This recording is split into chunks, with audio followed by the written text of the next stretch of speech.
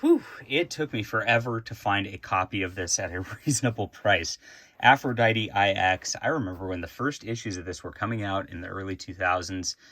They were hot, and those sold out pretty bad then. And guess what? This hardcover also sold out, and is worth quite a substantive amount if you can find one. I'm still going to review it anyway because I liked this storyline, and I think you should check it out if you can find it. I'm sure there's trade paperback versions of this stuff. Aphrodite IX, the complete series, David Finch, Matt Hawkins, and Stefan Sajic. Matt Hawkins is one of the proprietors of Top Cow.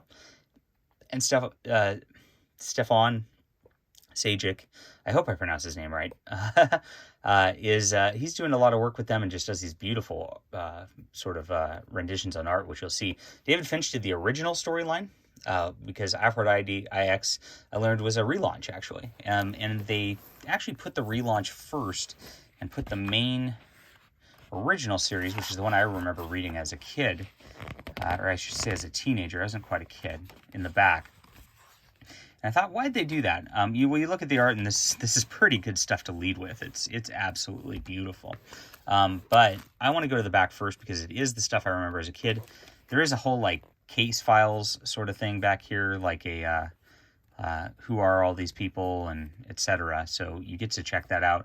There's of course all the variant covers from Image Comics all the way around.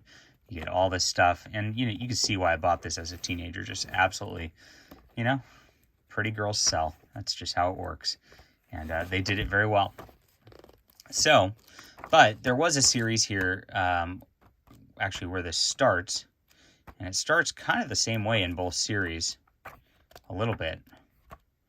Let's kind of get back here. Here we go. You're in a weird world where there's some bad guys doing some things. And they make this Aphrodite robot person. And she is an assassin. She's being sent. She doesn't have memories. She doesn't have memories in the new one either, really. Where she's killing off city leaders in this sort of deal. You can see it's just pure cheesecake by David Finch here. Absolutely beautiful art. I love this art as much as I love the other art.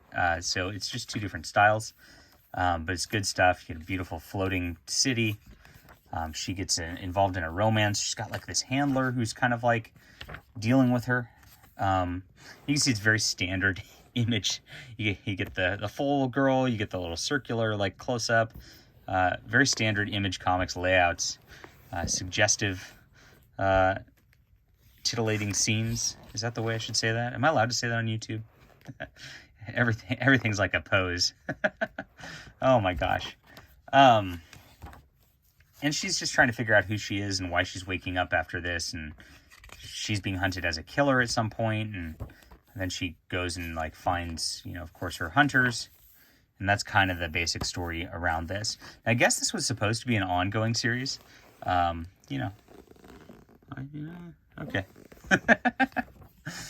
But she was set up by her handler guy, and she ends up fighting a pretty big monster thingy, of course. That's what you got to do. Reminds me of the Borg Queen a little bit. The bad girl, bad guy, whatever you want to call it. The mother.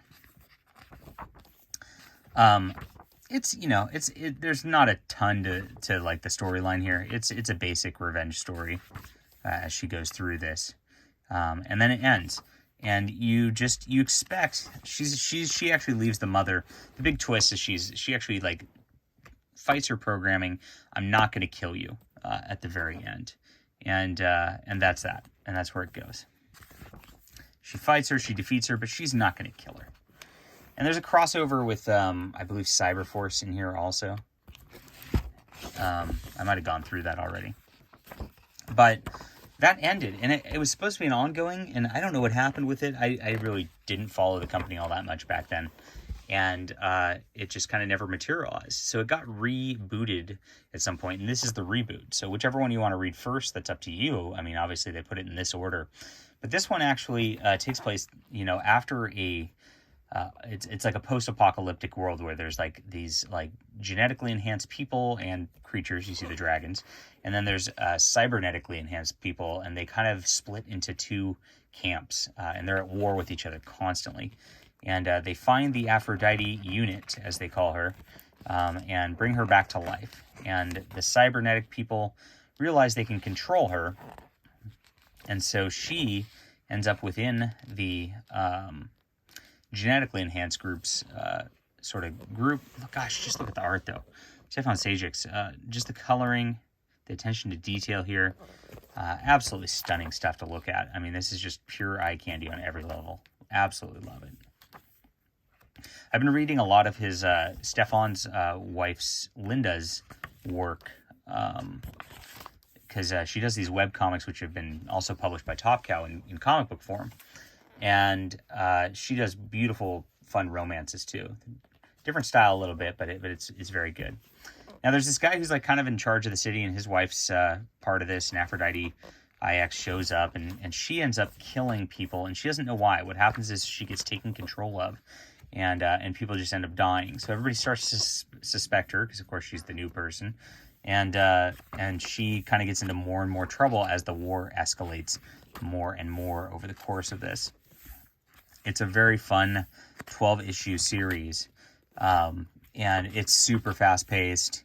You just get a ton here of crazy stuff.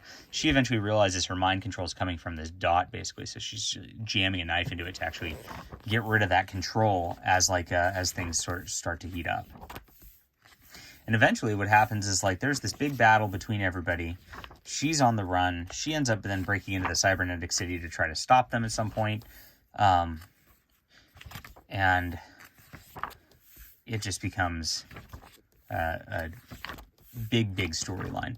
You find out that there's all these Aphrodite units, and they have multiple generations of them and all that. And they were actually supposed to be set by, quote, this mother to kind of inherit the world over the course of this. As you see one of the others here. And there's not just Aphrodite. They're all named after Greek mythological folk.